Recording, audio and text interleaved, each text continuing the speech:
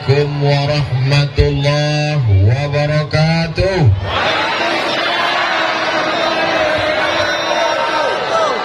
Kaifa halukum? How are you tonight? Boleh haba? Yang ketiga baru keluarannya keras sekali. Alhamdulillahi Rabbil Alamin. Majelis kita ini menjadi majelis bangkai busuk, berbau, berulat. Tidak ada maknanya kalau tidak diisi dengan salawat. Allahumma salli ala Sayyidina Muhammad wa ala alihi wa sahbihi wa barik wa sallim. Laisa minna, tidak termasuk umat kami, kata Nabi Muhammad SAW. Man lam yarham saghirana, orang yang tidak sayang kepada anak-anak. Walam ya'rif syarafa kabirina, tidak hormat kepada orang tua, tidak sayang kepada anak, maka bukan umat Nabi Muhammad sallallahu alaihi wasallam. Supaya kita diakui sebagai umat Nabi Muhammad, yang sama-sama kita hormati Ibu Bupati Kabupaten Bima, Bapak Wakil Bupati, Ketua beserta anggota DPRD Kabupaten Bima. Hadir pula bersama kita Bapak Sekda, Bapak Kepala Pengadilan Negeri, alim ulama, qori kita yang suaranya Masya Allah tabarakallah. Saya selama ini melihatnya hanya di YouTube saja. Malam ini Ustadz Samsuri Firdaus, betul? Yang baru saja melangsungkan pernikahan. Barakallahu lakum wa baraka alaikum wa jama'a bainakum fi khair. Sahabat saya yang membawa saya berkeliling di Provinsi Nusa Tenggara Barat, Ustadz Zaki Abdillah. Tak dapat saya sebutkan satu persatu, semuanya. Hadirin hadirat, muslimin muslimat, mukminin mukminat yang belum kawin dan belum sunat, semuanya dimuliakan Allah Subhanahu wa taala. Man kharaja fi talabil ilmi, siapa yang keluar rumah dengan niat menuntut ilmu, fa huwa fi sabilillah, maka dia sama seperti orang yang berjihad fi sabilillah. Semua yang hadir malam ini pulang mendapatkan pahala jihad fi sabilillah. Saya paham, saya mengerti. Bapak Ibu semua sudah sering mendengar tausiah saya, betul? Malam ini masyarakat Bima hadir cuma meyakinkan bahwa Ustadz Abdul Somad itu memang betul-betul ada di alam nyata. Mereka selama ini yang HP-nya sampai hang, sampai paket 2 giganya habis. Malam ini mereka ingin melihat bagaimana bentuk Ustadz Abdul Somad. Ternyata setelah dia lihat-lihat, lebih bagus di layar monitor daripada langsung. Malam ini kita sedang menambah umur. Man ahabba ibsatalahu fi rizqihi, siapa yang mau melimpah ruah rezekinya, wa yansa'alahu fi azarihi, mau dipanjangkan umurnya, falyasil rahimahu, maka hendaklah dia menyambung tali silaturahim. Malam ini kita sedang menyambung tali silaturahim insyaallah. Amin ya rabbal. Saya berangkat dari Pekanbaru jam 8 pagi sampai ke Yogyakarta, transit tidak turun. Lanjut lagi sampai ke Bali, transit 2 jam. Dari Bali delay lagi nambah 1 jam. Akhirnya terbang sampailah ke Bima.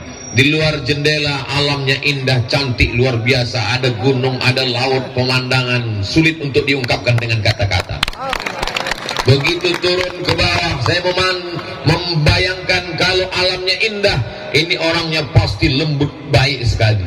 Begitu sampai ke bawah, tangan saya ditarik-tarik. Begitulah rupanya orang Bima mencintai Ustadz Abdul Somad. Kawan saya berbisik, ini efek dari susu kuda liar. Ini tandanya orang Bima sehat walafiat, fisiknya kuat. Dan ternyata qori-qori kita, orang-orang yang suaranya merdu itu kebanyakan berasal dari Bima. Allahu Akbar. Dari mana Ustaz tahu? Contoh qori kita asli, orang Bima asli kan? Bukan pemain naturalisasi. Asli. Kira-kira apa rahasianya ini? Saya mau mencari-cari rahasia, tapi untuk bertanya saya segan. Tapi begitu tadi makan di rumah kediaman bapak, di rumah kediaman ibu Bupati Bima, baru saya menduga-duga. Saya belum bertanya langsung, tapi agak-agaknya mungkin suara merdu ini berasal dari Srikaya. Allahu Akbar. Kalau suaranya tidak bagus, mungkin otak kuat menghafal. Pembagian Allah ini macam-macam. Ada orang diberikan suaranya bagus, ada mungkin suaranya kurang bagus, otaknya bagus menghafal. Ada mungkin otaknya kurang bagus menghafal, suaranya juga kurang bagus, tapi tulisannya cantik. Betul? Ada mungkin orang tulisannya kurang bagus, hafalnya juga kurang kuat, suaranya juga kurang enak, tapi mungkin orangnya disiplin, tepat waktu, baik, soleh, banyak ibadah. Kita pilih salah satu dari kelebihan yang diberikan Allah Subhanahu wa Ta'ala. Otak kurang kuat menghafal, tulisan kurang bagus, suara macam kambing ditarik, orangnya selalu terlambat datang. Maka jangan khawatir, kita dekat dari laut, tinggal terjun aja ke laut. Tidak boleh begitu Pak Ustadz, karena semua manusia ini pasti ada kelebihan yang diberikan Allah Subhanahu wa Ta'ala. Yang hadir malam ini dilebihkan Allah iman, Islam, dan istiqomahnya, insya Allah. Kita kalau mati menghadap Allah, apakah yang akan kita bawa itu? Tidak. Yang kita bawa adalah iman. Maka malam ini kita bertemu dalam bingkai hari jadi ulang tahun Kabupaten Bima, sekaligus menyambut 1 Muharram yang malam ini sudah masuk di penghujung. Besok hari Jumat, hari Sabtu hari terakhir, dan hari Ahad kita sudah masuk 1 Muharram. Umat Islam sebelumnya tidak punya kalender. Makanya Nabi Muhammad SAW itu diajarkan di sekolah, Nabi Muhammad lahir pada tahun gajah. Ustaz Abdul Somad lahir tahun apa? Pertanyaannya salah. Ustaz Muhammad lahir tahun berapa? Abdul Somad lahir 1977. Sekarang 2022, ya sekitar 25-20 berapa. Beda sama Nabi Muhammad SAW. Zaman itu tidak ada tahunnya. Jadi seringkali dikaitkan dengan zaman, dengan masa. Orang yang belum punya kalender biasanya dikaitkan dengan musim. Kalau kebetulan musim banjir bandang, berarti lahirnya pada tahun banjir. Orang yang lahir tahun lalu itu kalau susah ngingatnya, pasti nanti setelah 20 tahun, kau lahir kapan? Itu tahun Covid. Kau tahun kapan? Tahun masker. Kau tahun kapan? Tahun online. Setiap orang yang belum punya kalender, setaunya diikatkan, dilekatkan supaya punya pengetahuan dengan apa yang terjadi pada zaman itu. Betul? Jadi zaman Nabi Muhammad SAW, bangsa Arab primitif, tidak bisa menulis, tidak bisa membaca, dan belum punya kalender. Hari berganti, musim berubah, Nabi meninggal dunia, digantikan oleh Abu Bakar Siddiq. Abu Bakar jadi khalifah 2 tahun, tidak ada kalender. Meninggal Abu Bakar Siddiq, digantikan oleh Amirul Mukminin Umar bin Khattab. Pada masa Umar bin Khattab ada seorang gubernur bernama Abu Musa al-Ash'ari. Siapa namanya? Enaknya kalau kita dengar ceramah rame-rame, nggak bisa jawab, tinggal gerakkan aja mulut. Namanya Abu Musa al-Ash'ari. Abu Musa al-Ash'ari menjadi gubernur. Setiap kali tetangga kirim surat, ada tanggalnya, ada bulannya. Ustaz Somad itu megang surat apa? Ini bukan surat. Ada 2 kalimat yang tertulis di sini. Yang pertama, Bonehaba. Yang kedua, Lembo Ade. Mana tahu nanti jamaah ini ribut, sudah ada mantranya. Tapi ternyata jamaah mendengarkan tausiah tenang, luar biasa. Ini nampaknya pawang-pawang sedang bekerja. Pada saat dikirimkan surat, tolonglah wahai Umar bin Khattab, buatkan kami kalender. Maka bingung mau membuat kalender ini tahun apa. Akhirnya berkumpullah senior-senior. Senior itu artinya orang yang dituakan, itu senior. Ada juga kawan saya senior, senang istri orang. Lalu jangan ya, nanti pengajian jangan yang diingat, yang itu jangan diingat. Lalu kemudian berkumpullah sahabat, ditanya, kita ini umat Islam mau buat kalender, kira-kira tanggal 1-nya dimulai kapan? Akhirnya pertama memberikan pendapat. Saya berpendapat. Pendapat kamu apa? Bagaimana kalau kalender Islam itu dimulai dari kelahiran Nabi Muhammad sallallahu alaihi wasallam? Tahun 1-nya adalah tahun lahir Nabi. Seandainya kalender kita dimulai dari lahirnya Nabi, maka kalender kita namanya bukan hijrah, tapi namanya miladiyah. Karena lahir artinya bahasa Arabnya milad. Selamat hari milad Kabupaten Bima. Milad itu artinya lahir. Jangan nanti anak kita pulang ke rumah nanya, tadi siapa yang ceramah? Ustaz Somad. Dalam rangka apa? Dalam rangka milad. Milad itu artinya apa? Jangan banyak-banyak tanya masuk neraka. Milad artinya lahir. Selamat hari milad. Lalu kemudian tidak setuju. Saya tidak setuju kalau kalender Islam dimulai hari milad Nabi. Kenapa? Karena saat Nabi lahir, yang mabuk tetap mabuk, yang berzina tetap berzina, mohon maaf, yang khamar tetap minum khamar. Kelahiran Nabi Muhammad SAW tidak semuanya memuliakan, tidak semuanya menghormati. Mereka tetap melakukan perbuatan maksiat. Akhirnya musyawarah diteruskan. Ada pendapat yang kedua. Saya punya pendapat. Apa pendapat kamu? Bagaimana kalau kalendernya dimulai dari sejak Nabi dapat wahyu? Ketika turun ayat Iqra bismi rabbikal ladzi khalaq khalaqal insana min 'alaq Iqra wa rabbukal akram alladzi 'allama bil qalam 'allamal insana ma lam ya'lam.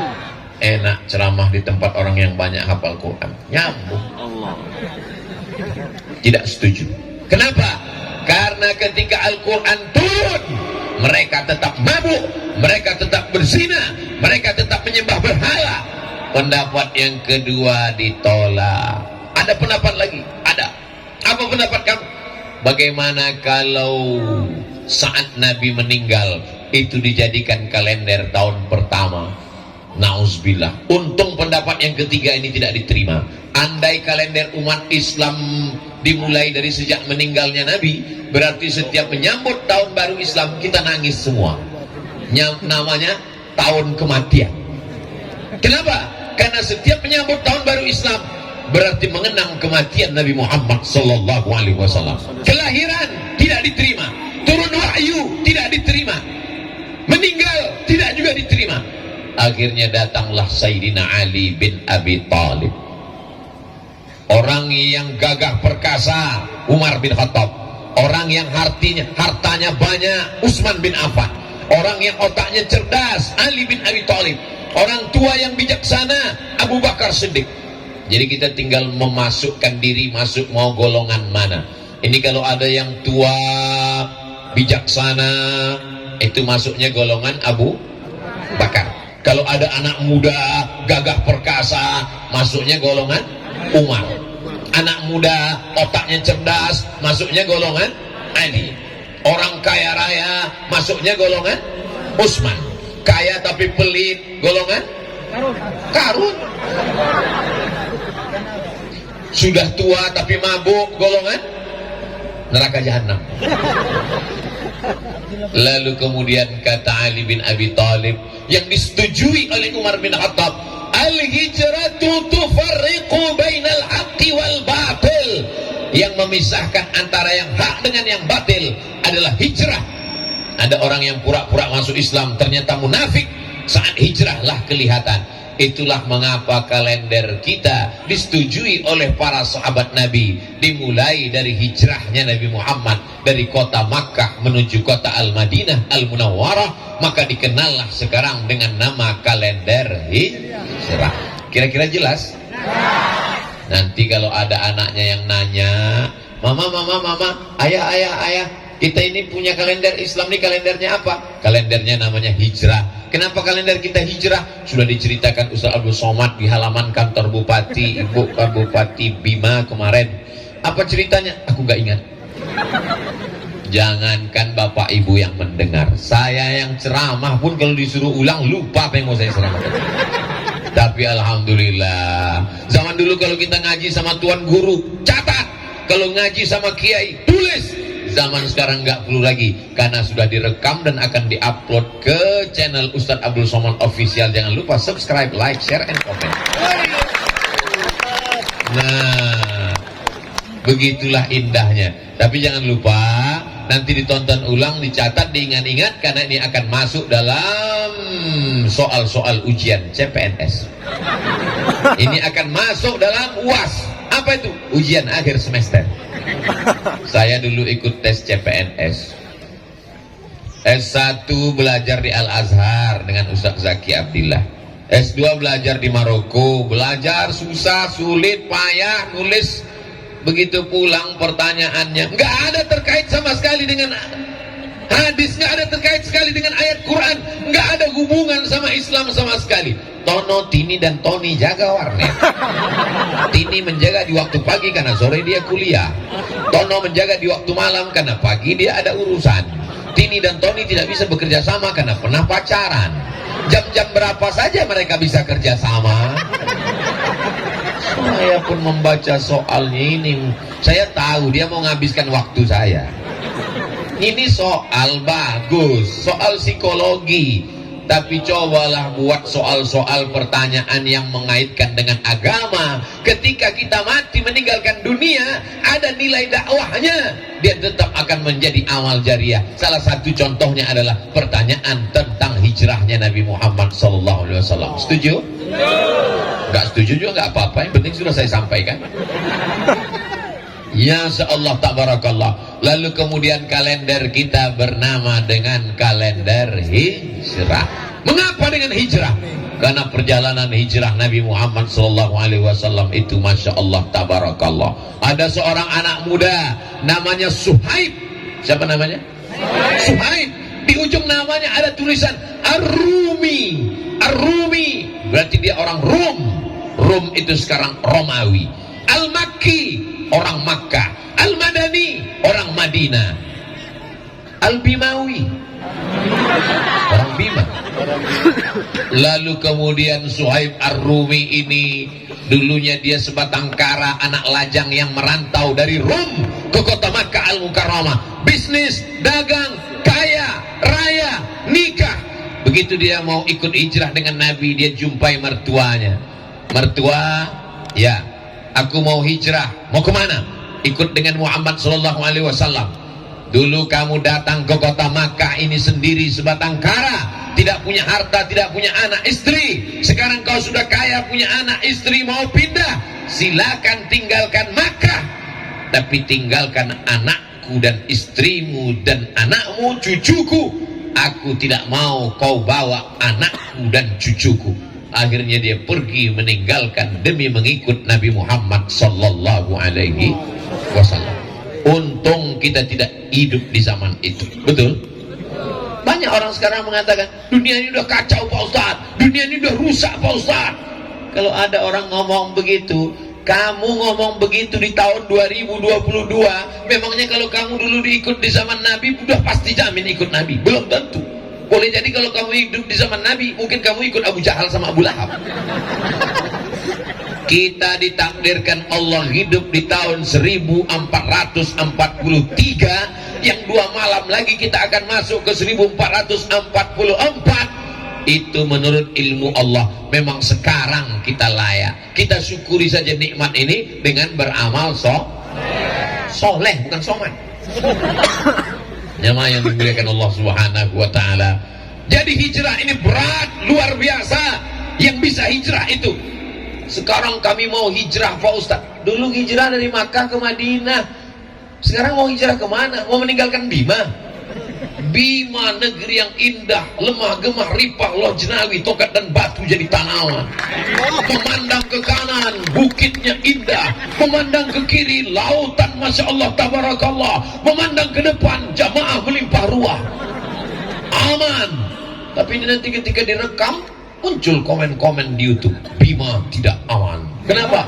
Polisi bawa senjata. Ini Bima aman. Kalau memang aman, kenapa mesti dikawal Bapak polisi? Satpol PP kenapa banyak sekali? Ini orang sedang jatuh cinta. Al-hubbu yu'mi wa yusib. Apa kata Nabi? Orang jatuh cinta itu buta dan tuli. Dia kalau sudah jatuh cinta buta dan tuli, dikasih tahu jangan tarik tangan Ustaz Somad, dia kurus nanti copot, dia nggak peduli. Itu maka disiapkan Satpol PP dan kepolisian. Terima kasih kita kepada TNI Polri, sukses-sukses semuanya insyaallah. Amin. Saudara yang dimuliakan Allah Subhanahu wa taala, kenapa momen hijrah? Al-hijratu tufarriqu bainal haqqi wal batil. Hijrahlah yang memisahkan antara yang hak dengan yang batil, yang pura-pura masuk Islam, yang munafik, yang angkuh, yang sombong, yang tidak siap berjihad. Ketika hijrah itulah kelihatan mana yang Islam asli, mana yang Islam KW1, KW2, KW112. Sekarang kita tidak lagi dituntut untuk pindah. Jangan pindah dari Bima. Hiduplah di Bima. Kalaupun mau pergi karena sekolah, kalaupun mau pergi menuntut ilmu, kalaupun mau pergi karena buka usaha, tapi tetap akan membangun Bima menjadi tetap negeri baldatun thayyibatun wa rabbun. Bima ini sebelum Indonesia merdeka, apakah orangnya tinggal di hutan, di gunung, di laut, di gua? Tidak. Dia adalah kerajaan, betul? Dia punya sultan, betul? Tapi dia cinta dengan negara kesatuan Republik Indonesia. Dia bergabung dengan negara kesatuan Republik Indonesia. Jangan tanyakan kecintaan orang Bima terhadap negara kesatuan Republik Indonesia, betul? Ustaz tahu dari mana? Makanya sebelum ceramah nanya-nanya dulu.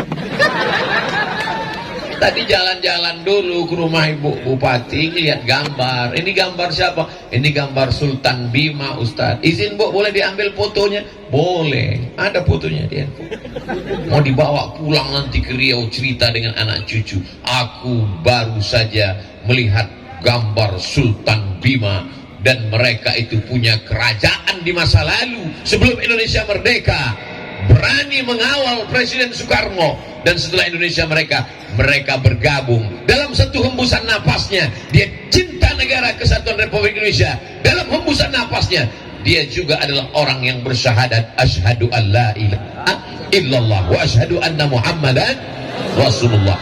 Jadi kalau ada orang yang memisahkan antara cinta negara dengan agama, kalau cinta agama tinggalkan negara, kalau cinta negara tinggalkan agama, ini namanya orang jahil bin goblok.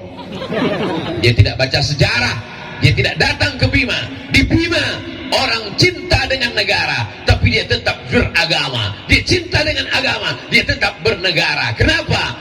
Pancasila, satu ketuhanan yang maha esa. Jadi kita tidak perlu meninggalkan negara kesatuan Republik Indonesia untuk berislam, dan kita tidak perlu meninggalkan Islam untuk menjadi orang yang nasionalis. Paham? Masya Allah, enak ceramah di tempat orang yang cerdas. Lalu kemudian bagaimana dengan hijrah? Hijrah itu Masya Allah, tabarakallah, Ustadz Abdul Somad sampai hari Kamis ceramahnya malam Jumat, persis seperti peristiwa hijrah.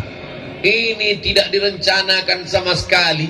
Saya ketika diundang, Ustaz Abdul Somad nanti datang ke Bima, kata Ustaz Zaki Abdillah, enggak ada saya pikirkan, karena hijrah itu hari Kamis malam Jumat, kalau gitu berangkatnya hari Kamis malam Jumat.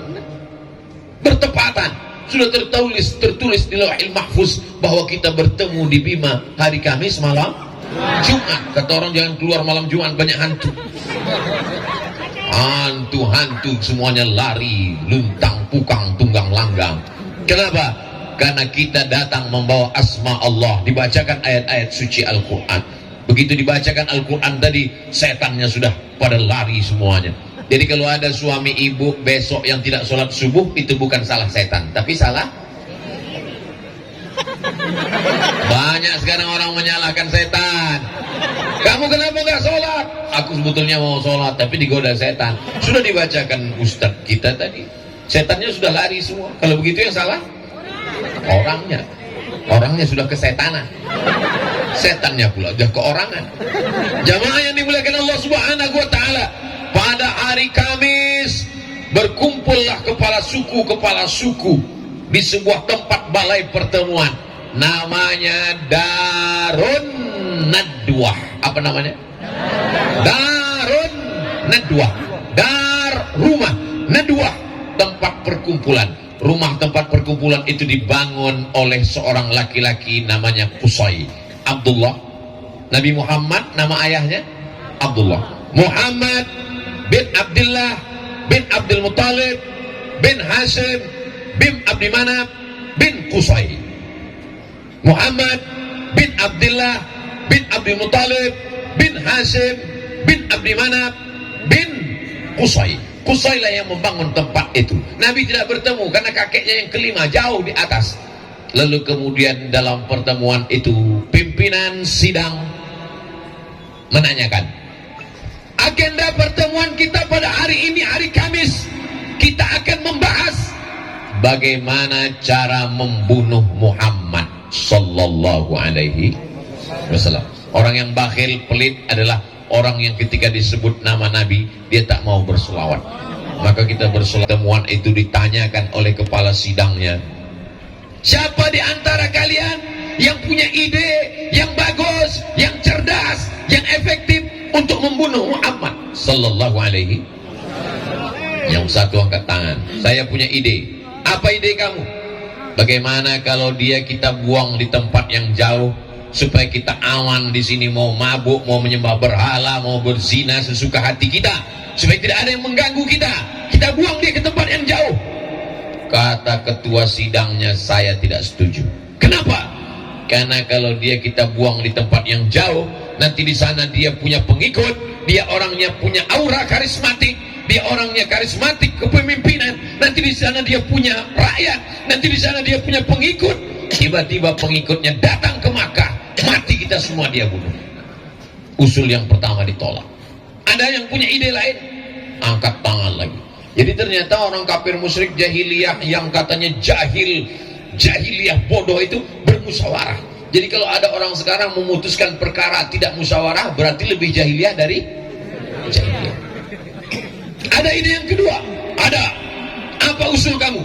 Bagaimana kalau dia kita masukkan ke dalam kotak, kita buat kotaknya dari kayu, kita paku, kita ikat, kita letakkan dia di samping Ka'bah. Jangan kasih makan, jangan kasih minum, biarkan dia kering, panas. Bapak Ibu tahu bagaimana panasnya kota Makkah Al-Mukarramah. Bima ini termasuk panas atau dingin? Panas. Tapi perasaan saya dingin. Ada yang bilang panas dingin Pak Ustaz. Itu berarti demam. Bapak Ibu, mudah-mudahan kita panjang umur, sehat, bisa ke Makkah Al-Mukarramah. Itu diletakkan sendal swallow, sendal jepit di atas gurun pasir Makkah, langsung gulung jadi martabak. Saking panasnya. Jadi mereka katakan, bagaimana kalau dia kita ikat, masukkan ke keranjang, paku, jangan kasih makan, jangan kasih minum, kering sampai mati. Kata ketua sidang, saya juga nggak setuju. Kenapa? Karena dia punya pengikut di samping-samping kota Makkah ini, banyak follower, viewer, dan subscribernya. Kalau sampai kita siksa dia di samping Ka'bah, nanti mereka akan bergejolak, akan terjadi revolusi, hancur kota Makkah. Lalu kemudian ada yang punya usul lagi, ada yang ketiga punya usul. Apa pendapat kamu? Mudah saja, nggak usah kita antar dia di tempat yang jauh, buang-buang energi. Nggak usah kita ikat dia di dekat, capek-capek aja buat keranjang, buat kerangkeng. Lalu bagaimana? Malam-malam jam 1 malam kita utus anak muda yang paling kuat tenaganya, membawa pedang paling panjang, paling tajam, sekali cincang kepalanya putus, mati, selesai. Bagus juga ide ini. Bapak Ibu setuju? Saya mancing aja sebenarnya. Masya Allah, tabarakallah. Tapi kata ketua sidang dia tidak setuju. Kenapa? Ini berbahaya. Kamu lupa Muhammad sallallahu alaihi wasallam itu orang mana? Dia bukan manusia sembarangan. Dia adalah anak Abdullah, Abdullah anak Abdul Muttalib, Abdul Muttalib anak Hashim, Hashim anak Abdi Manaf, Abdi Manaf anak Qusay, keturunan dari Adnan, keturunan dari Ismail, keturunan dari Ibrahim alaihi salam. Dia adalah anak keturunan dari para nabi dan dia adalah suku termulia orang Quraisy. Kalau sampai dia mati terbunuh, maka akan hancur. Kenapa? Karena semua akan menuntut balas. Akhirnya sidang pun deadlock. Akan dilanjutkan setelah yang satu ini. Nah, kalau kita di TV ada iklannya, di Bima hebatnya nggak ada iklan. Lalu kemudian setelah itu apa yang terjadi? Muncul satu orang pakai jubah, pakai sorban, jenggot dan kumisnya putih. Orang menganggap dia adalah tokoh masyarakat, padahal dia adalah setan. Isinya setan yang menyamar jadi manusia. Kata dia punya ide. Apa itu usulnya? Bagaimana kalau yang mencincang jangan satu orang? Karena kalau yang mencincang membunuh itu satu orang, maka satu orang saja nanti yang akan dituntut. Tapi setiap suku kirimkan anak muda. Satu suku anak muda, satu suku anak muda, satu suku anak muda, satu suku anak muda, sehingga semuanya terlibat. Kalau semua terlibat, maka tidak akan ada yang menuntut karena semuanya sudah bersekongkol. Inilah namanya kejahatan berjamaah. Lebih afdal 27 kali lipat. Bagus ide ini. Siapa yang punya ide ini? Ide ini diberikan oleh seorang iblis. Bukan seorang iblis. Kalau iblis itu kan berekor, seekor iblis. Ide ini diberikan oleh iblis yang disetujui oleh ketua sidang. Nama ketua sidangnya adalah Umar bin Hisham. Kalau saya sebut Umar bin Hisham, banyak orang nggak tahu. Umar bin Hisham itu siapa Pak Ustadz? Namanya Umar bin Hisham, tapi nama kerennya Abu Jahal. Oh, kalau itu kami kenal Pak Ustadz. Ada seorang laki-laki namanya Abdul Uzza. Abdul Uzza siapa Pak Ustadz? Kami nggak kenal. Nama kerennya Abu Lahab. Oh, kalau itu kami kenal. Makanya kalau kenalan sama orang, tanya nama keren siapa. Namanya siapa? Ustadz Abdul Somad. Nama kerennya Uwas. Kadang kita kenalan sama orang, kita nggak tahu orangnya jujur. Nama kamu siapa? Ibrahim. Pas dicari di Facebook nggak ketemu. Pas lihat ada foto, ini orangnya, tapi namanya lain. Siapa? Bram. Mohon maaf Pak Bram. Kalau ibu yang dimuliakan Allah Subhanahu Wa Taala. Nah, begitu juga dengan ini. Akhirnya kepala sidang Ustaz Somad, iya. Siapa nama kepala sidang tadi? Umar bin Hisham. Abu Jahal, iya. Abu Bapak Jahal bodoh. Abu Jahal Pak bodoh. Orangnya bodoh kenapa? Otaknya cerdas. Dia kalau yang untuk dosa dia cerdas. Mana tahu nanti kita ada rapat di masjid, rapat panitia tabligh akbar menyambut satu Muharram. Gimana? Ada ide? Ustaz siapa yang kita undang? Nggak ada ide dia. Tapi begitu ditanya, gimana kalau kita menghadirkan artis dangdut pakai rok pendek? Langsung, menurut saya, itu berarti Abu Jahal. Kalau untuk yang jahil-jahil otaknya cerdas, karena dia disupport oleh setan. Ustaz Somad, beda setan dengan iblis itu apa? Nama komunitasnya jin. Wa ma khalaqatul jinna wal insa. Jin, ada yang jin Islam. Wa anna minnal muslimun, jin Islam. Golongan yang satu lagi, wa minnal qasitun, jin yang tidak baik, yang jahat ini namanya setan. Induknya namanya iblis. Iblis itu general manajernya. Yang paling tinggi namanya iblis, anak-anak buahnya namanya setan. Setan itu terdiri dari dua golongan. Yang kelihatan manusia, yang tidak kelihatan jin. Alladzi waswisu fi sudurin nas minal jinnati. Kamu mau kemana? Aku mau dengar tabligh akbar pengajian. Di mana? Di halaman kantor Bupati Bima. Siapa yang ceramah? Ustaz Abdul Somad. Bagus kita main gaple. Itu berarti yang ngajak itu saya. Nanti kalau ada yang membuli, setan. Setan yang punya paket 2 giga. Apa yang terjadi ketika itu? Ini idenya mantap. Setiap suku, satu anak muda yang paling gagah perkasa, yang lengannya paling tegap, ambil pedang paling tajam, jam 1 malam masuk ke rumah Muhammad sallallahu alaihi, cincang kepalanya, hancur, selesai. Efisien dan efektif. Kapan kita laksanakan? Nanti malam, jangan tunda lagi. Lalu kemudian sidang pun selesai, ketok palu, mereka pun bubar. Lalu kemudian setelah itu Nabi Muhammad sallallahu alaihi wasallam datang ke rumah Abu Bakar Siddiq. Nabi Muhammad punya sahabat namanya Abdullah bin Abi Quhafah, tapi karena anaknya seorang gadis bernama Sayyidatuna Aisyah menikah dengan Nabi, bahasa Arabnya anak gadis itu Bakr atau Bikr, maka bapaknya disebut bapak gadis Abu Bakar. Nama aslinya Abdullah, nama ayahnya Abu Quhafah, Abdullah bin Abi Quhafah. Assalamualaikum. Waalaikumsalam. Boneh bang. Assalamualaikum Abu Bakar. Waalaikumsalam. Nanti malam Abu Bakar kita hijrah. Ini hari Kamis sidang, pas malam Jumat, siang Kamis Nabi mendatangi rumah Abu Bakar. Abu Bakar, nanti malam kita hijrah. Mengapa nanti malam ya Rasulullah? Karena nanti malam akan ada anak-anak muda yang gagah perkasa. Jam 1 malam mereka akan datang membawa pedang, mereka akan memancung kepalaku, mencincangku. Sebelum mereka datang, kita sudah keluar nanti malam.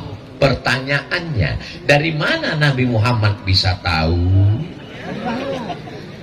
Ternyata ruang sidang itu dipasang penyadap.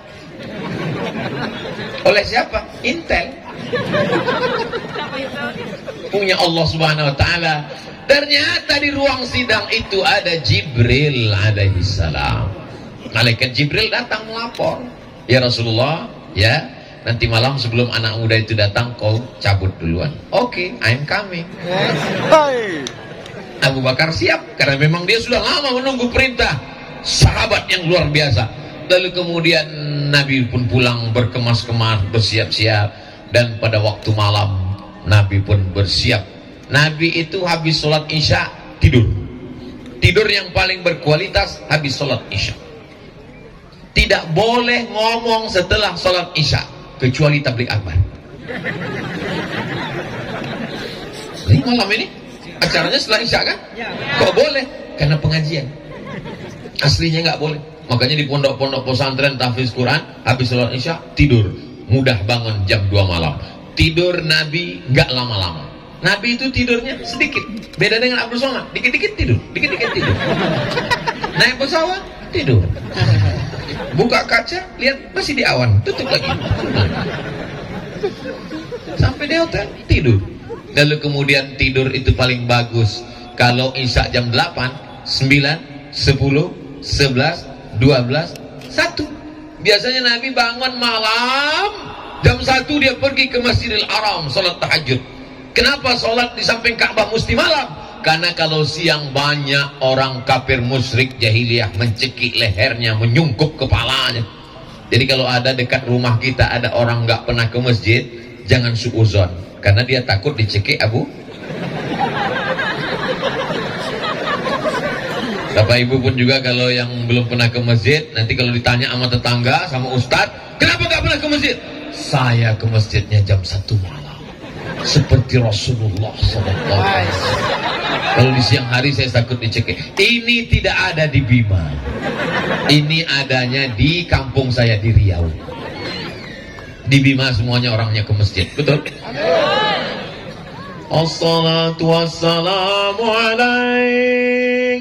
Tadi waktu saya dari airport menelusuri laut, melihat matahari tenggelam, indahnya Masya Allah, saya rekam.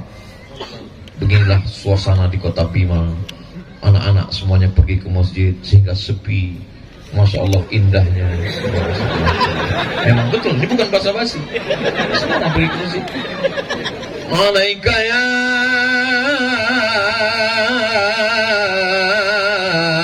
man, ya man asra bikal muhaiminu laila.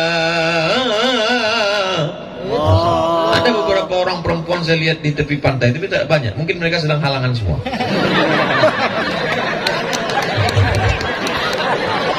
Itulah hebatnya. Lalu kemudian Nabi Shallallahu Alaihi Wasallam malam itu dia keluar dari rumah. Begitu Nabi keluar dari rumah, bangun dia jam 1 malam, dia keluar dari rumah, anak-anak muda sudah siap mau masuk ke dalam, mau mencincang kepalanya. Nabi membuka, itulah ayat yang selalu kita baca setiap malam.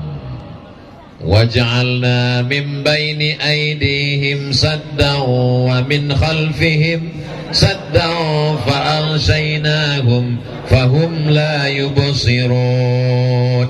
Surat yang selalu ibu baca kan? Waj'alna min baini aydihim sadda, kami jadikan bagian depannya ada tembok. Wa min khalfihim sadda, kami jadikan belakangnya ada tembok. Fa'aghshaynahum, kami tutupi mereka mata mereka. Fahum la yubsirun, mereka tak bisa melihat. Ini ayat dalam surat Yasin bercerita tentang Nabi hijrah keluar rumah, tidak dilihat oleh anak muda. Jangan dipakai saat razia lalu lintas. Ini gara-gara dengar ceramah Ustaz, besok begitu nampak razia langsung waja'alna min baini aydihim saddan wa min khalfihim saddan fahum la yubsirun fa'aghshaynahum fahum la yubsirun. Oh gitu, lewat depan Polantas prit gitu. Loh, kok bapak ngeliat? Kata pak polisi, aku dengar ceramah juga. Kok pikir kau aja baca Yasin?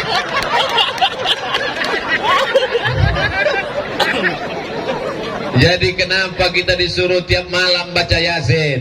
Kalau malam Jumat, man qara'a surat Al-Kahfi, siapa yang baca surat Al-Kahfi malam Jumat, sore Jumat, petang Jumat, pagi Jumat, adha'a lahu min nur, Allah berikan dia cahaya pencerahan ma bainal jumu'ataini, antara Jumat yang lalu dengan Jumat yang akan datang. Tapi surat Al-Kahfi, surat Yasin tidak dibaca cuma malam Jumat. Man qara'a Yasin fi lailatin, siapa yang baca surat Yasin pada suatu malam, gak disebut malam Jumat, malam Senin, malam Selasa, malam Rabu, malam Kamis, malam Jumat. Jadi kalau ada orang mengatakan kamu baca Yasin malam Jumat, iya, membaca Yasin malam Jumat itu adalah bid'ah. Nabi nggak nyebut malam Jumat. Siapa yang baca Yasin pada suatu malam?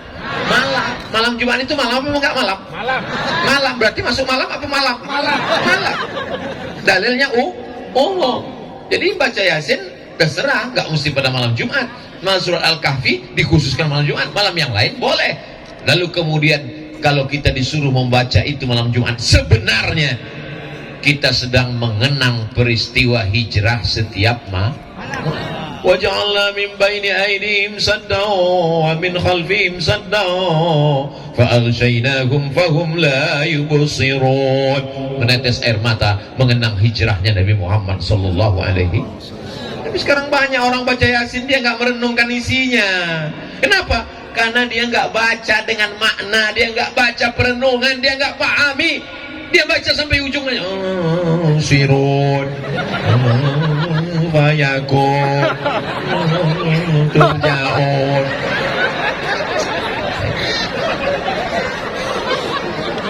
Ustaz Somad jangan ejek orang baca Yasin. Hari ini orang sibuk dengan drama Korea, hari ini orang sibuk dengan fashion show. Orang sudah mau baca Yasin itu sudah alhamdulillah. Tapi yang kita inginkan ada kualitas yang lebih baik. Yang selama ini belum baca sudah mulai baca. Yang selama ini bacanya kalau mau baca rame-rame, kalau pas lagi rame baca. Kenapa? Karena bisa tanpa suara.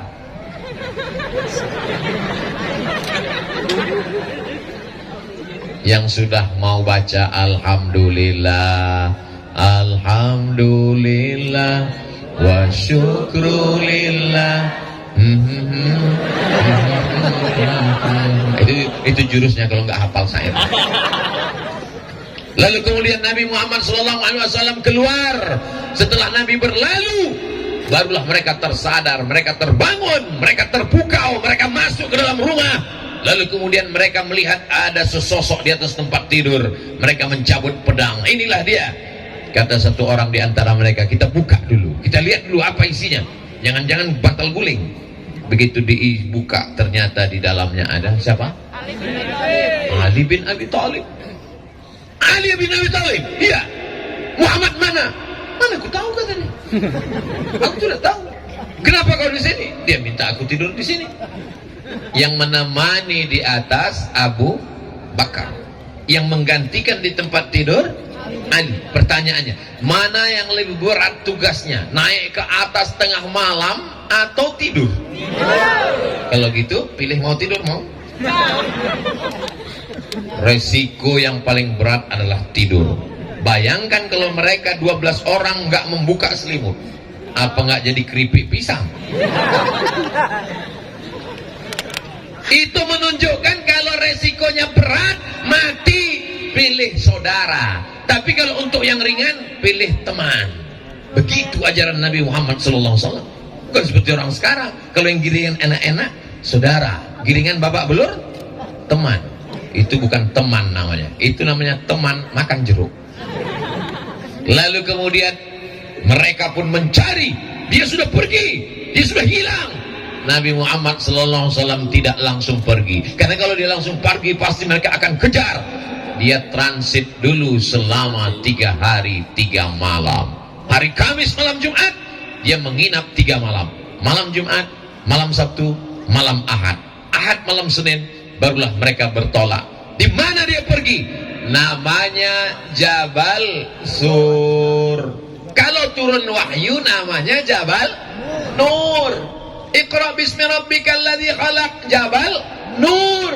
Tempat hijrah namanya Jabal Sur. Ini jamaah haji pulang cerita sama tetangga, kemarin saya tempat Nabi menerima wahyu di Jabal Sur. Yang cerita lupa, yang dengar nggak tahu, sama-sama ngangguk. Yang biasanya jamaah haji umroh naik ke atas itu Jabal Nur, guys. Jabal Sur curam, sulit, terjal, payah. Kita paling diajak sama guide di bawah. Jamaah sekalian, kita sedang berada di Jabal Sur. Di mana Pak Ustadz? Itu di atas. Kita nggak usah naik ya, panas sekali jauh. Udah kita foto ya. Hai. Vlog setelah itu. Naiklah Nabi ke atas berdua dengan Abu Bakar Siddiq. Tidak pakai senter. Kenapa? Senter belum ada. Tidak pakai obor. Kenapa? Karena kalau terang kelihatan langsung dikejar oleh kafir musyrik jahiliyah. Gelap-gelap mereka naik ke atas. Sampai di atas ada gua. Gua yang paling banyak di Jakarta. Siapa lu? Siapa gua? Ketika Nabi mau masuk ke dalam, ditahan oleh Abu Bakar Siddiq. Jangan masuk ya Rasulullah. Kenapa Abu Bakar? Boleh jadi ada singa yang sedang tertidur di dalam. Boleh jadi ada ular berbisa sedang tidur di dalam. Kalau aku yang masuk ke dalam, yang bersedih hanya anak istriku. Tapi kalau engkau yang meninggal ya Rasulullah, risalah Islam tidak akan sampai ke Bima ya Rasulullah. Yang ucapan Bimadri itu tambahan dari saya. Abu Bakar nggak ada ngomong gitu. Risalah Islam tidak akan sampai ke penjuru dunia ya Rasulullah. Yang masuk ke dalam duluan adalah Abu Bakar Siddiq. Makanya jangan kita marah kalau disebut Abu Bakar radhiyallahu an. Allah meridhai dia. Kenapa? Nyawanya dia berikan untuk Rasulullah sallallahu alaihi wasallam. Coba andai yang diajak Nabi hijrah waktu malam itu bukan Abu Bakar, tapi Abdul Somad. Apa kata saya ke Rasulullah? Ya Rasulullah, silakan masuk duluan. Karena engkau pasti diselamatkan Allah. Ada Jibril, ada Mikail, ada Israfil, ada Israel, ada Munkar, ada Nakir, ada Raqib, ada Atid, ada Malik, ada Ridwan. Kalau aku, jangankan TNI Polri, Satpol PP pun nggak ada. Kecuali di Bima lengkap semua personil, lengkap dengan senjata. Loh, kemana senjata tadi kok hilang? Masuk Abu Bakar Siddiq ke dalam, gelap. Dia awasi, dia bersihkan. Ternyata sudah tidak ada binatang berbisa, tidak ada harimau, tidak ada singa. Lalu kemudian ada lubang. Dia duduk, dia tutup lubang itu dengan belakang. Dia duduk, kakinya dia selonjorkan. Lalu Nabi SAW, masuklah ya Rasulullah, semua sudah aman ya Rasulullah. Nabi pun masuk ke dalam. Lalu kemudian Nabi SAW meletakkan tengkuknya ke atas paha Abu Bakar. Nabi pun tertidur. Tak lama Nabi tertidur, tiba-tiba Nabi terbangun. Mengapa Nabi terbangun? Ada menetes air dari atas batu. Tidak mungkin embun, tidak mungkin pohon kayu. Air apa ini Abu Bakar? Kata Abu Bakar, air mataku ya Rasulullah. Kenapa engkau menangis? Engkau rindu. Apa yang buat engkau menangis, hai Abu Bakar? Aku disengat binatang berbisa ya Rasulullah. Kakinya tidak dia gerakkan karena takut Nabi terbang. Malam ini yang dipanggil berikut ini, mari kita dengarkan tausiah yang akan disampaikan oleh Ustadz Dr. Abdul Somad. Berikut ini akan kita dengarkan ceramah dari Ustadz Abdul Somad. Dipanggil Ustadz, dipanggil doktor, tapi belum pernah saya dipanggil. Berikut ini mari kita dengarkan tausiah yang akan disampaikan oleh Abdul Somad, disambut oleh jamaah radhiyallahu anhu. Abu Bakar diridhoi Allah. Kenapa? Nyawanya dia berikan, dirinya dia jadikan tebusan. Binatang berbisa menyengat kakinya, tak dia gerakkan.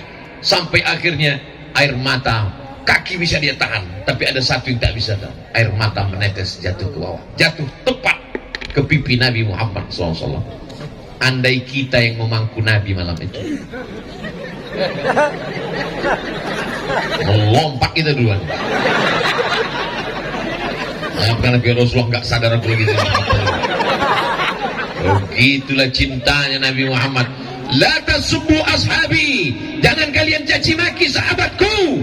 Lau anfaqa ahadukum mithla Uhudin zahaban, seandainya ada di antara kalian yang bisa mensedekahkan, mewakafkan emas sebesar bukit Uhud, tidak sampai satu genggaman Abu Bakar Siddiq. Apakah ada orang sekarang yang mencaci maki Abu Bakar Siddiq? Ada kelompok Syiah. Mereka tiap hari mengatakan Abu Bakar laknatullah alaih, Umar laknatullah alaih. Nabi sudah memprediksikan bahwa di akhir zaman, di awal zaman, di tengah zaman, ada orang mencaci maki Abu Bakar Siddiq. Abu Bakar Siddiq digelar dengan Abu Bakar ini Siddiq di bulan Ramadan. Al-Khalifatul Awal Abu Bakar ini Siddiq. Jawabannya radhiyallahu anhu. Belum pernah ketika protokol memanggil. Berikut ini mari kita dengarkan tausiah yang akan disampaikan oleh Ustaz Abdul Somad radhiyallahu anhu. Kenapa tidak ada jamaah menyebut dia diridhoi Allah? Kita hanya baru berharap mudah-mudahan kita diridhoi Allah SWT. Tadi saya mulai ceramah jam 9, sekarang sudah pas jam 10. Lanjut. Belum lagi hijrah. Hijrah 8 hari 8 malam, azan subuh baru selesai ini. Ternyata kalau kita ceramah di tempat orang yang hatinya tenang, itu nggak terasa lama. Saya biasanya tabligh akbar di depan orang banyak itu emosi saya tak stabil. Tapi di Bima ini tenang semua. Ini menunjukkan jamaahnya sudah makan malam semua. Jamaah yang dimuliakan Allah Subhanahu wa taala. Lalu kemudian selama di sana yang ngantar makanan itu siapa? Malam Jumat, malam Sabtu, malam Ahad, malam Senin. Yang mengantarkan makanan seorang perempuan namanya Asma. Pakai alif. Siapa namanya? Asma. Mesti panjang, Asma. Kalau nggak pakai alif, Asma itu sesak napas. Asma membawakan makanan, diikatkannya di kaitnya. Perempuan sanggup naik ke atas. Tidak semua jamaah haji, jamaah umroh sanggup naik ke atas Jabal Sur. Ini perempuan. Kira-kira di dunia ini yang lebih hebat laki-laki apa perempuan? Perempuan. Iya, perempuan mengaku semua.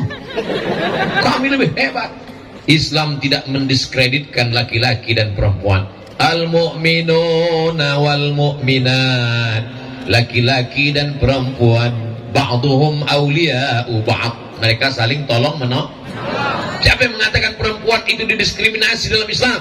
Perempuan itu dilecehkan dalam Islam? Asma tetap diberikan peran naik ke atas.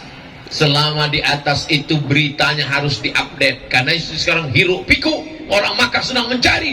Abu Bakar kemana? Muhammad kemana? Kenapa hilang? Dia kemana?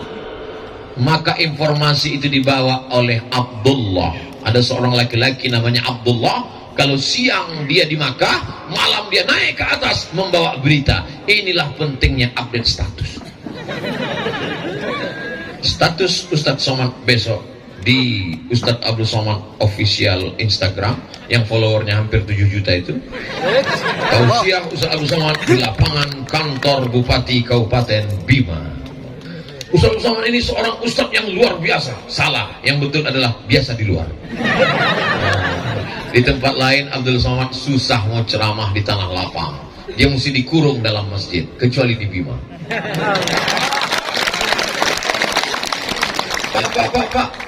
Pak Kabak Kesra itu masjid. Iya, itu masjid agung Pak Ustaz. Kenapa kita nggak dalam masjid? Saya pun heran. Biasa Ustaz Abdul Somad dalam masjid. Kenapa di Bima ini di luar masjid? Rupanya kalau sampai sebanyak ini masuk masjid, masjidnya meledak. Ramai sekali. Maka dibuat di luar masjid. Yang saya tanya tadi Bapak Kabak Kesra. Bapak jabatannya Kabak Kesra. Saya ini PLT Pak Ustaz. Tahu Bapak Ibu arti PLT? PLT itu artinya pejabat lillahi ta'ala.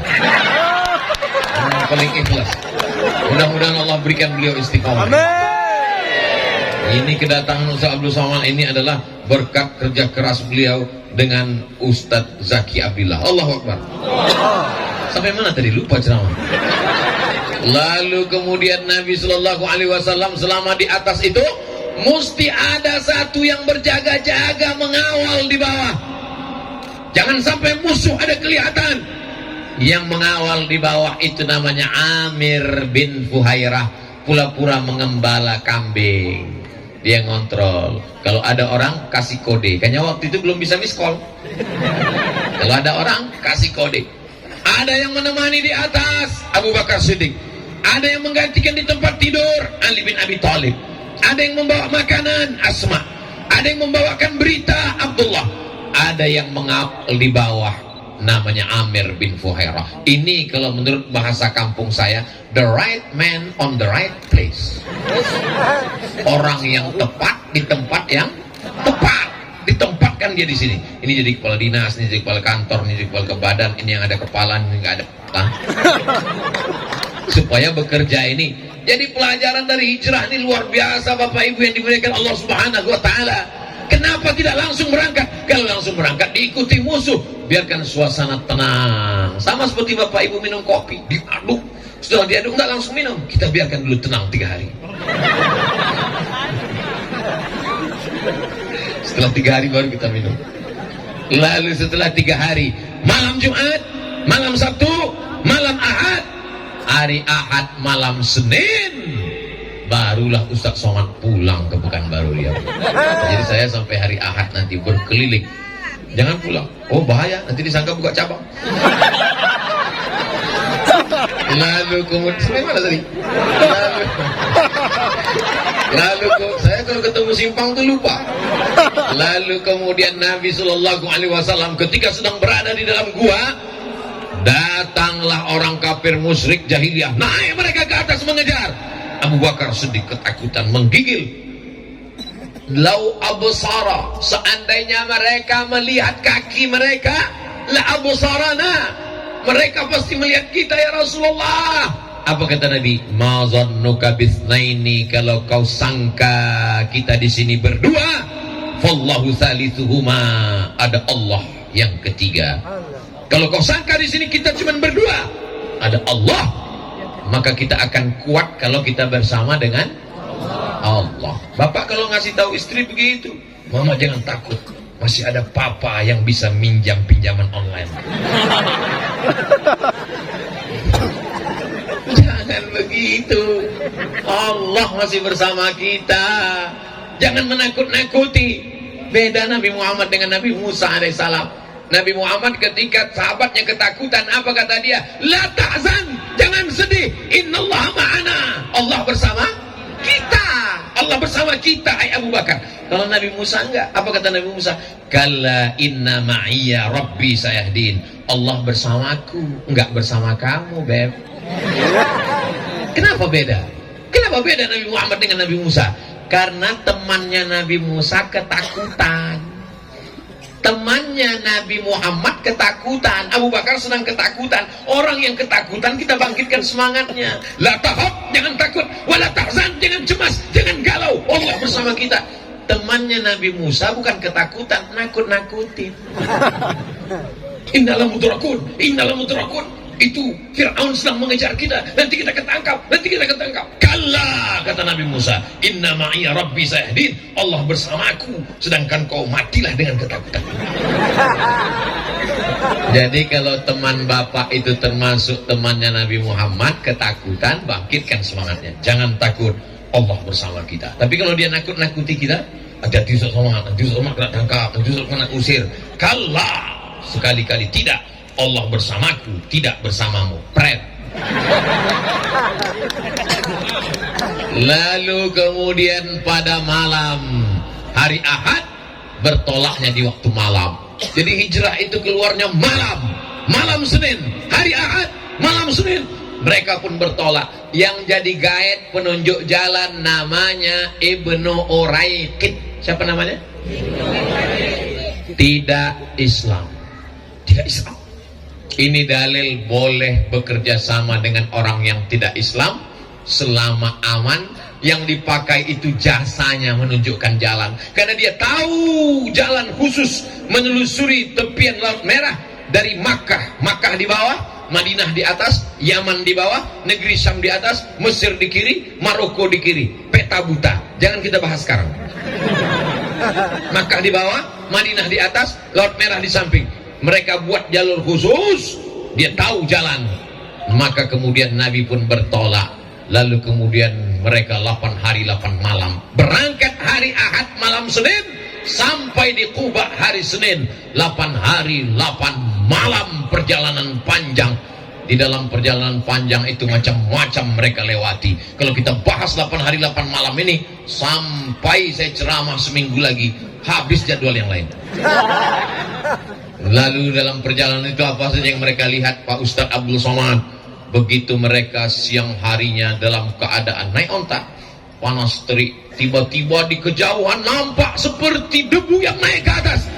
Kalau kita sedang berada di gurun pasir, tiba-tiba nampak ada debu yang naik ke atas, itu berarti ada orang yang sedang mengejar kita di belakang. Ya Rasulullah Sallallahu Alaihi Wasallam, itu ada orang mengejar kita ya Rasulullah. Iya.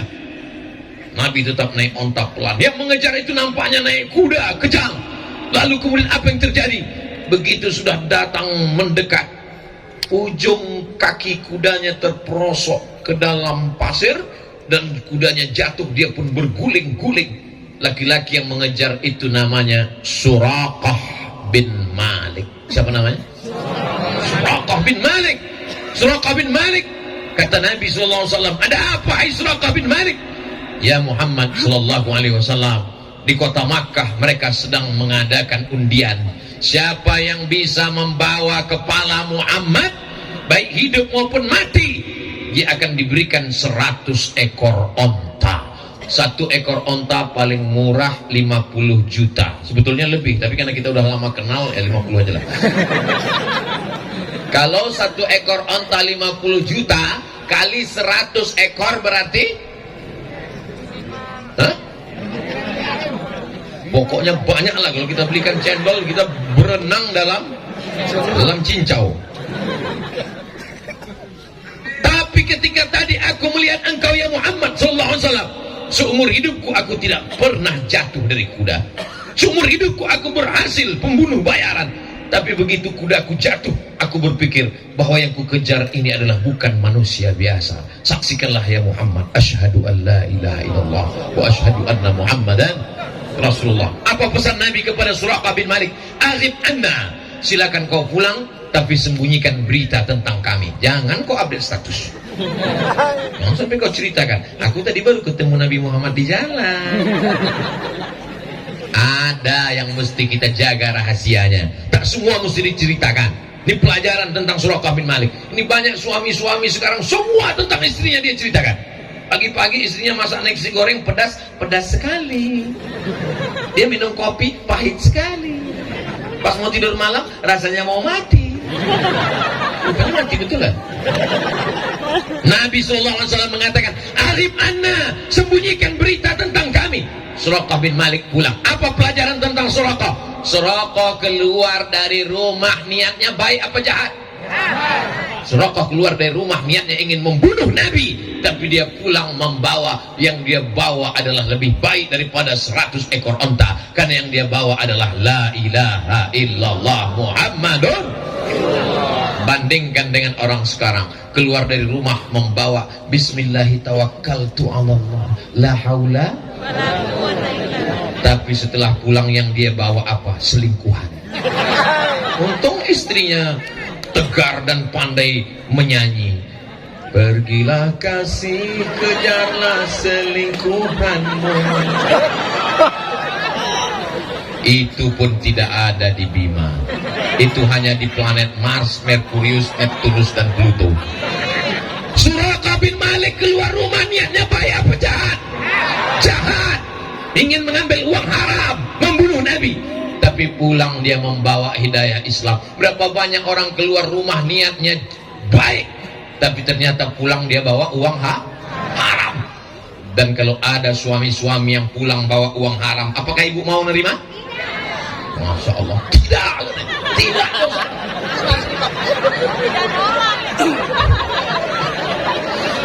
Itu hebatnya perempuan-perempuan yang tangguh dan luar biasa. Lalu kemudian Nabi melanjutkan perjalanan. Sampai dia lanjutkan perjalanan, panas, kering kerontang. Mereka mampir ke tempat peternakan kambing. Sudah merupakan hukum yang tidak tertulis. Kalau mampir ke tempat peternakan kambing, boleh minta air susu kambing. Sepelit-pelitnya orang kafir musyrik jahiliyah, kalau ada ternak kambingnya, boleh minta air susu kambing. Jadi kalau ada orang sekarang ini nggak mau ngasih air susu kambing, tapi hebatnya orang Bima, jangankan air susu kambing, air susu kuda liar pun dia kasih. Tidak ada air susu kambing, kata peternak, karena ini musim kemarau. Ini hanya ada kambing yang kurus saja. Dibawakannya kambing yang kurus, didoakan Nabi Shallallahu Alaihi Wasallam. Akhirnya diperaskan dapat 1 gelas. Bagian bawahnya dibasuh, bagian bawah gelas itu dihapus Abu Bakar dengan sorbannya, supaya pasirnya tidak menetes ke kain Nabi. Lalu diberikan kepada Nabi SAW. Nabi pun meminum. Ketika Nabi meminum air itu, apa kata Nabi? Apa kata Abu Bakar Siddiq saat melihat Nabi meminum? Fasyariban nabiyyu hatta irtawaitu. Nabi meminum air susu kambing sampai hausku hilang. Saya ketika membaca hadis ini nampaknya buku salah cetak. Yang minum Nabi atau Abu Bakar? Saya ulang sekali lagi, nampaknya yang dengar udah nggak konsen. Yang minum ini Nabi apa Abu Bakar? Nabi kan? Yang bilang hausnya hilang Nabi Abu Bakar? Kenapa Nabi yang minum haus Abu Bakar hilang? Ini buku salah cetak. Baca buku lain sama. Fasyariban nabiyyu hatta irtawaitu. Nabi minum sampai hausku hilang. Ternyata inilah puncak daripada keimanan. Beda kalau saya jalan dengan Ustadz Zaki. Begitu Ustadz Zaki minum, langsung saya komen. Melihat Ustadz Zaki minum, hausku merajalela. Kita belum bisa merasakan perasaan orang lain. Kita hanya menjaga perasaan kita tanpa menjaga perasaan orang lain. Saya ini orangnya termasuk menjaga perasaan orang lain. Dari tatapan mata orang, saya tahu dia gelisah, ceramah ini nggak habis-habis. Makanya di mana-mana saya ceramah tuh saya batasi. Ceramah Abdul Somad tidak lebih dari 60 menit sesuai yang tertulis di botol 600 ml. Kecuali di Bima 2 botol.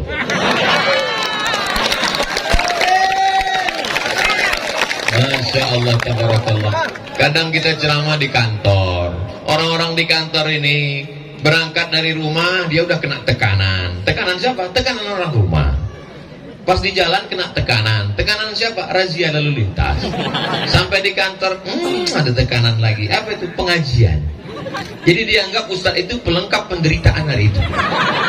Makanya saya selalu mengatakan, saya ceramah nggak lebih dari 60 menit. Supaya apa? Supaya mereka tahu bahwa penderitaan ini nggak akan lama lagi, selalu berlalu. Ada kepastian yang diinginkan manusia. Lalu kemudian apa yang terjadi ketika itu? bahwa Nabi Abu Bakar hubungannya amat sangat spesialis sampai Abu Bakar itu bisa merasakan perasaan senang melihat Nabi senang. Apakah Bapak Ibu sudah bisa merasakan perasaan saudara? Bisa melihat teman mobilnya baru ikut senang, melihat teman rumahnya baru ikut tenang, melihat teman istrinya baru ikut tenang. Sudah bisa merasakan perasaan itu? La yu'minu ahadukum, kamu belum beriman hatta yuhibba li akhi, sampai kau dapat merasakan perasaan saudaramu kama yuhibbu li nafsih, sama seperti sayang pada diri sendiri. Ikut senang melihat senang, ikut susah melihat kesusahan orang lain. Yang banyak sekarang bukan begitu.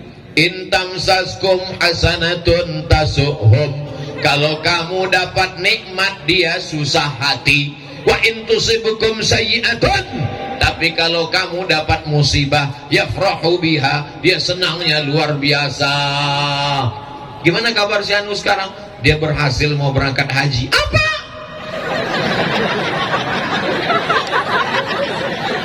Dia kemarin mau berangkat haji Puroda, tapi setelah sampai di Cengkareng gagal. Alhamdulillah. Ketemu orang di bank, mau kemana Pak? Mau nyetor ONH, mau berangkat haji ya? Yang berangkat kamu semua istrimu? Saya aja, istri saya belum bisa. Alhamdulillah. Idul Fitri pulang orang bawa mobil baru, itu mobil dia. Begitu dikasih tahu, ini mobil baru bayar DP kredit. Oh, alhamdulillah. Makanya kalau kondangan besok hari Sabtu, hari Ahad, jangan bawa semua perhiasan, karena tidak semua orang ikut senang melihat kesenangan kita, Bu. Ini ibu-ibu mau kondangan bawa jam berapa ya? Lihat kan gelang emas besar. Panas di Bima ya, panas. Gak semua orang ikut senang melihat kesenangan kita. Ditambah lagi ancaman ekonomi sulit, orang pencuri, maling, garong. Ingat, kejahatan terjadi bukan hanya karena ada niat dari pelakunya, tapi juga karena ada kesempatan. Waspadalah. Lalu kemudian Nabi Muhammad SAW melanjutkan perjalanannya sampai pada suatu malam di suatu kampung, sholat isya jamaahnya lebih 70 orang. Loh, kapan mereka masuk Islam? Itu pertama kali Nabi lewat. Ternyata perjalanan di ujung tanduk terancam mau dibunuh orang, tapi dakwah tak boleh berhenti. Nabi mengajarkan dakwah, rukun-rukunnya aja yang dibaca. Al-Fatihah, niat, Al-Fatihah, takbir. Langsung saat itu mereka sholat berjamaah, makmumnya 70 orang. Lanjut perjalanan. Akhirnya mereka pun sampai di suatu tempat namanya Quba. Sebelum masuk ke Masjid Nabawi, sampai di Quba hari Senin. 4 malam nginap di Quba. Malam Selasa, malam Rabu, malam Kamis, malam Jumat. 4 malam berdiri satu masjid. Itulah dia Masjid Quba. Mudah-mudahan nanti kita bisa sampai ke Masjid Quba.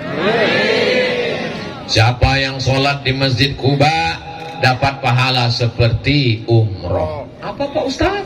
Siapa yang sholat di Masjid Quba dapat pahala seperti umroh? Loh, saya kemarin waktu umroh mampir di Masjid Quba, enggak sholat, foto aja Pak Ustaz. Foto di depan mimbar, foto di samping mihrab, buat vlog, update status, tapi enggak sholat. Yang salah siapa? Ustaz Somad. Kenapa aku yang salah? Kamu yang tidak belajar. Panjang umur sehat badan, kita akan umroh insyaallah. Amin. Ongkos tanggung sendiri. Apa pelajaran dari sini? 4 malam mendirikan masjid. Manfaatkan, jangan mati sebelum bangun masjid. Allahu Akbar. Bisa membangun masjid dengan kekuasaan, pakai kekuasaan bangun masjid. Berdiri Masjid Agung Bima. Allahu Akbar. Bisa bangun masjid. Ustaz Somad, di Bima ini ada masjid terapung. Wow, amazing. Berarti dia di pinggir laut. Iya Pak Ustaz, begitu saya lihat tadi ada tiangnya.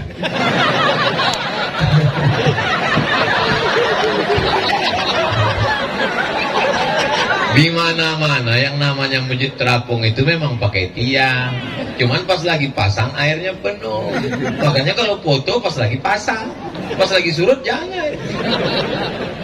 Betapa indahnya 20 tahun akan datang Masjid Islamic Center terbesar se-Asia Tenggara terapung di atas pantai Bima. Allahu Akbar. Ustaz Somad pernah ke masjid? Oh, idenya dari saya. Ustaz pernah sholat situ? Enggak. Masya Allah, tabarakallah. Siapapun yang memberikan ide-ide kebaikan, man sanna fil islami sunnatan hasanatan, dilaksanakan orang setelahnya, falahu ajruha, dia dapat pahalanya. Sampaikan ke anak-anak kita, jangan mati sebelum bangun masjid. Nah, amin. Emak-emak sekarang nasihatnya anaknya, jangan mati sebelum belikan emas 3 kilo. Bapak Ibu yang dimuliakan Allah Subhanahu wa taala. Hari Jumat, malam Selasa, malam Rabu, malam Kamis, malam Jumat. Hari Jumat Nabi bertolak menuju Yathrib. Apa namanya? Yathrib artinya tanah banyak hama penyakit. Yathrib artinya tanah banyak yang tidak baik. Dirubah Nabi menjadi Al-Madinah Al-Munawwarah. Al-Madinah Al-Munawwarah. Ini artinya nama yang tidak baik mesti dirubah. Ada orang namanya Abdul Syams, Abdul hamba, Syams matahari, hamba matahari. Baik apa tak baik? Tak baik. Dirubah Nabi namanya jadi Abdurrahman. Jadi nama yang baik itu memang dinisbatkan ke Allah. Abdurrahman, Abdurrahim, Abdul Ghafar, Abdul Ra'uf, Abdul Somad. Allah. Lalu kemudian Nabi SAW datang, disambut mereka. Tala'al badru alaina min zaniyatil wada wajaba syukru alaina mada'a lillahi da ayyuhal mab'usu fina ji'ta bil amril muta' ji'ta syarraftal madina marhaban ya khairada. Tala'al badru alaina, sudah terbit badar. Badar artinya bulan purnama. Kalau bulannya sabit itu namanya hilal. Kalau bulannya bulat purnama namanya badar. Sudah jadi nama orang Indonesia, Pak Hilal dan Pak Badar. Kalau suami ibu namanya Pak Hilal, jangan kasih keluar di ujung bulan Sa'ban, karena dia sedang dicari-cari orang untuk menetapkan 1 Ramadan. Sudah jadi nama orang Indonesia yang perempuan. Yang laki-laki Pak Hilal dan Pak Badar, yang perempuan Siti Hilaliyah, Siti Badariyah. Begitulah hebatnya orang Indonesia ini, namanya mantap-mantap luar biasa. Tolong yang namanya disebut jangan tersinggung. Resep mau dengar ceramah Ustaz Somad 1 aja, jangan tersinggung. Beberapa jamaah mendengar ceramah saya tersinggung, pulang sakit jantung, meninggal. Bapak Ibu yang dimuliakan Allah Subhanahu wa taala, begitu sampai di kota Al-Madinah Al-Munawwarah, apa yang dilakukan Nabi Muhammad sallallahu alaihi wasallam? Membangun masjid. Ya Rasulullah, ini tanah wakaf. Nabi beli tanah itu, dia wakafkan sekali lagi. Nabi ingin, walaupun dia seorang nabi, dia ingin mendapatkan pahala tanah wakaf sampai hari kiamat. Gimana kemarin Ustaz Somad ceramah di Bima? Sampai nggak kelihatan ujungnya di mana. Bukan itu. Abdul Somad ingin setelah Abdul Somad pulang, maka banyak yang menelpon ke tuan-tuan guru ingin mewakafkan tanah. Assalamualaikum Tuan Guru. Waalaikumsalam. Saya terkesan dengan ceramah Ustaz Somad di halaman kantor Bupati kemarin di Bima. Tanya, Nabi pun mewakafkan tanah. Walaupun dia seorang Nabi, dia ingin mewakafkan tanah. Saya juga ingin mewakafkan tanah saya. Ada di tepi pantai di Bima. Tanah siapa? Enggak tahu. Gimana mewakafkan orang enggak jelas pemiliknya? Wakafkanlah tanah lillahi. Assalamualaikum Tuan Guru. Waalaikumsalam. Itu tanah saya wakafkan. Bagus, mantap, alhamdulillah. Langsung dicek BPN, Badan Pertanahan Nasional. Assalamualaikum Bapak Kanwil BPN. Waalaikumsalam. Kami mau cek tanah titik koordinat sekian-sekian. Mohon maaf, ini tanah bermasalah tumpang tindih ada 5 surat. Telepon lagi, Assalamualaikum, Waalaikumsalam. Tanah yang Bapak wakafkan itu bermasalah. Karena bermasalah itulah maka saya wakafkan. Kalau nggak bermasalah apa sih? Ini di provinsi lain, tidak ada di Bima. Di Bima ini orangnya ikhlas baik-baik semua. Tidak pernah ada masalah tanah wakaf karena memang tidak ada yang mewakafkan tanah. Insya Allah Pak Ustaz mewakafkan tanah yang kau punya sejauh mata memandang. Begitu kau meninggal dunia, yang diperlukan hanya semeter kali 2. Betul? Tanah sejauh mata memandang. Gimana kerja sekarang sukses? Alhamdulillah Pak Ustaz. Tanahnya gimana? Ya cukuplah untuk 7 keturunan.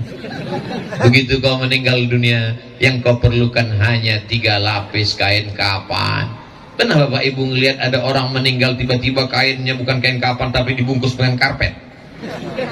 Walaupun dia orang kaya, tidak ada sekaya-kaya orang bajunya cuma 3 lapis. Ustaz Abdul Somad cuma 3 lapis, 1 singlet di dalam kemeja, tapi itu sorban kesayangan dengan tulisan luar biasa, Lembo Adi.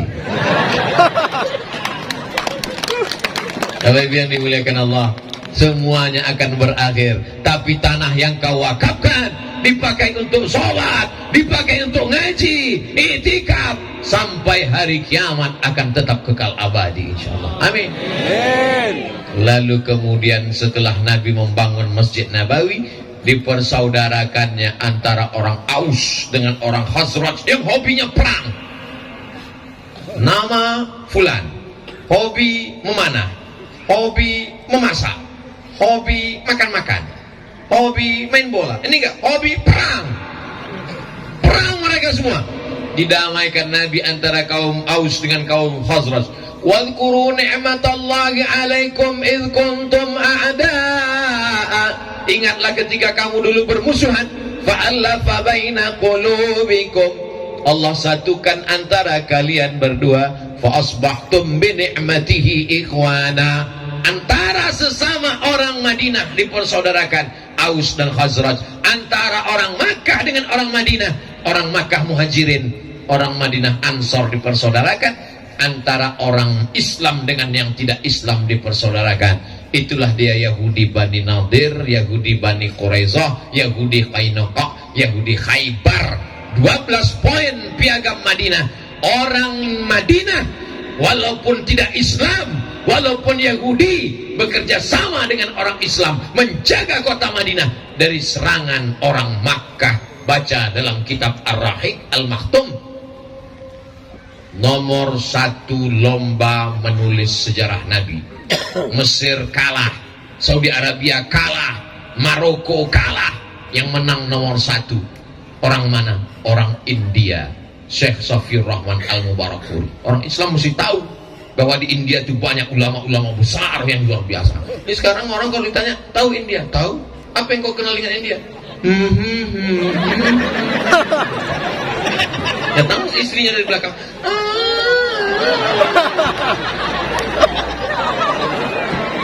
Judul lagunya Kuntilanak. Bapak Ibu yang dimuliakan Allah Subhanahu wa Ta'ala. Kenapa Ustaz Abdul Somad tadi ceramah nengok ke sana, nengok, saya nengok. Saya itu kalau ceramah nengok berapa orang yang muak. Kalau saya lihat ada orang muak, saya berhenti. Saya sudah ceramah dari jam 9 sampai jam 10:30, 90 menit, nggak ada yang muak. Wow. Jamaahnya kuat, saya nggak tahan. Takbir. Kalian enak duduk, aku berdiri dari tadi. Kata yang belakang, Ustaz kami berdiri juga. Betul, memang kalian berdiri, tapi kalian berdiri cuma diam, aku ngomong. Masya Allah. Abdul Somad, selama orang masih mau berkumpul, selama orang masih mau mendengar ceramah, bicaralah, karena bicaramu itu akan bernilai ibadah. Nanti sampai masanya kau mau ngomong tapi orang sudah tak bisa mendengar. Kapan tuh? Orang mati. Datang kita takziah, mau ceramah apa sama orang mati? Sampai masanya nanti kau mau ngomong tapi kau tak bisa lagi ngomong. Kenapa? Kau sudah sakit, sudah tua. Sekarang saya diundang ke Bima, menggelegar suara saya, Assalamualaikum, masih. Tapi kalau 30 tahun lagi, Assalamualaikum.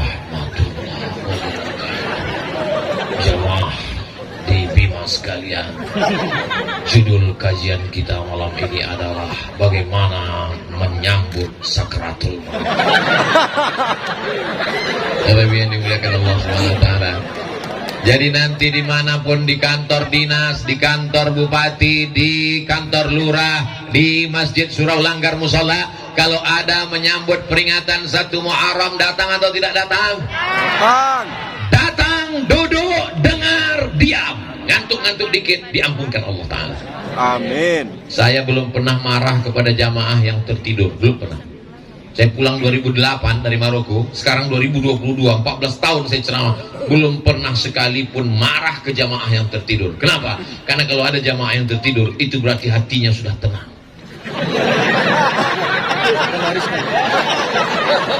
Karena ini dimuliakan Allah Subhanahu wa Ta'ala. Pada malam hari ini 90 menit kita bersama. Selamat Milad Kabupaten Bima. Semoga Bima menjadi baldatun thayyibatun. Pemimpinnya adil dan amanah, masyarakatnya khairul ummah, umat yang terbaik, umat Nabi Muhammad SAW. Selamat menyambut tahun baru hijrah 1 Muharram 1444 hijrah. Di antara semua tausiah, inilah perdana menyambut tahun baru hijrah. Abdul Somad menyambut tahun baru hijrah dari wilayah timur Indonesia, dari Bima. Apa hebatnya orang Bima kalau dibandingkan orang Riau? Di Bima kita sudah selesai sholat Isya, di Riau baru mau sholat maghrib. Insya Allah orang Bima lebih dulu masuk surga daripada orang Riau. Begitu juga kalau pas masuk neraka. Tergantung kita memilih, betul? Di akhir majelis mari kita sama berdoa kepada Allah Subhanahu wa Ta'ala. Mudah-mudahan keluarga kita sakinah mawaddah warahmah. Mudah-mudahan anak-anak cucu kita soleh dan solehah, menjadi para penghafal Quran mujahid fi sabilillah. Rezeki melimpah ruah, bisa berwakaf, berinfak dan bersedekah. Diampunkan segala dosa-dosa yang besar yang kecil, dibantu melunasi segala hutang piutang, dijadikan istiqomah iman dan Islam, mati dalam keadaan husnul khatimah. Ada hazihin niyah, untuk niat yang baik-baik ini. Al-Fatihah. A'udzu billahi minasy syaithanir rajim. Bismillahirrahmanirrahim. Alhamdulillahi rabbil alamin. Ar-Rahmanir Rahim. Maliki yaumiddin. Iyyaka na'budu wa iyyaka nasta'in. Ihdinas siratal mustaqim. Siratal ladzina an'amta 'alaihim ghairil maghdubi 'alaihim waladdallin. Amin. Allahumma salli ala sayyidina Muhammad wa ala ali sayyidina Muhammad. Assalamu alayka ya Rasulullah. Allahumma inna natawassalu ilaika bijahi nabika Muhammad sallallahu alaihi wasallam wa bisirril Fatihah an tuyassir lana umurana. Barakah Nabi Muhammad, barakah surat Al-Fatihah, mudahkan segala urusan kami ya Allah. Wa taqdi hajatina, tunaikan segala hajat-hajat kami ya Allah. Wa tuballigh maqasidana, sampaikan segala maksud niat baik kami ya Allah. Allah mewaffiq ulata umurina, pemimpin-pemimpin kami condongkan hatinya untuk menolong agamamu ya Allah. Sehatkan badannya, kuatkan imannya ya Allah. Bil khusus Ibu Bupati, Bapak Wakil Bupati, Ketua beserta anggota DPRD, Kepala Dinas, Kepala Badan, Kepala Kantor, Kabak Kesra, semua yang tak dapat disebutkan satu persatu, Bapak Sekda, jadikanlah hati mereka istiqomah iman dan Islam. Allahumma ja'al hadzal balada baladan amina, jadikan Kabupaten Bima negeri yang aman, negeri yang damai. Allahumma rzuqna rizqan halalan thayyiban mubarakan fih, berikan kami rezeki yang halal dan barakah. Allahumma rabbana hab lana minas solihin, jadikan anak kami anak-anak yang soleh dan solehah. Rabbana hab lana min azwajina wa dzurriyyatina qurrata a'yun waj'alna lil muttaqina imama, jadikanlah pasangan hidup kami, anak-anak kami, orang-orang yang sejuk dipandang mata dan menenangkan hati kami ya Allah. Ya muqallibal qulub, Engkau yang membolak-balikkan hati, sabbit qulubana, kokohkan hati kami ala dinik, dalam agamamu, ala ta'atik, dalam ketaatanmu kepadamu ya Allah. Allahumma in kana rizquna fis sama' fa anzilhu, kalau rezeki kami masih tergantung di langit turunkan ke Bima ya Allah. Wa in kana fil ardi fa akhrijhu, kalau rezeki kami masih tertanam dalam tanah naikkan ke Bima ya Allah. Wa in kana ba'idan fa qarribhu, kalau rezeki kami masih jauh di tengah lautan maka dekatkan ke daratan Bima ya Allah. Wa in kana mu'siran fa yassirhu, kalau rezeki kami masih sulit, masih susah, masih payah maka mudahkanlah ya Allah. Rabbana la tana' lana dzamban illa ghafartah, pulang kami dari majelis ini dalam keadaan bersih dari dosa-dosa. Wala dainan illa qadaitah, lepaskan kami dari hutang piutang riba. Wala maridan illa syafaitah, ada di antara kami yang sakit angkat penyakitnya, sehatkan ya Allah. Wala mayyitan illa rahimtah, yang meninggal dunia lapangkan kuburnya ya Allah. Wala hajatan min hawaijid dunya wal akhirati laka ridha wala nafiha salah, segala hajat dunia hajat akhirat baik bagi kami dan engkau ridha, illa qadaitaha wa yassartaha, mudahkanlah ya Allah. Wala raghiban illa anjabtah, yang belum menikah berikanlah jodoh yang baik-baik. Wala raghiban illa anjabtah, yang belum punya anak berikan keturunan yang baik-baik. Rabbana ijma'na ma'al habibil mustafa fi jannatikal ula, satukan kami di surga jannatul firdaus bersama Nabi Muhammad sallallahu alaihi wasallam.